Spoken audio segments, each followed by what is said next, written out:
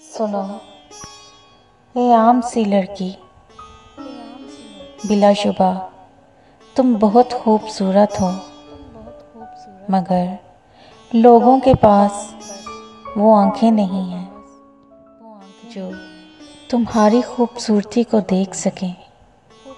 मगर एक दिन तुम्हें उस शख्स से नवाजा जाएगा जिसके पास वो बसारत होगी, जो तुम्हारी खूबसूरती को देख सकेगी। दुनिया के लिए भले ही तुम एक आम सी लड़की हो, मगर वो तुम्हें यही कहकर पुकारा करेगा, सुनो ए चांद सी लड़की।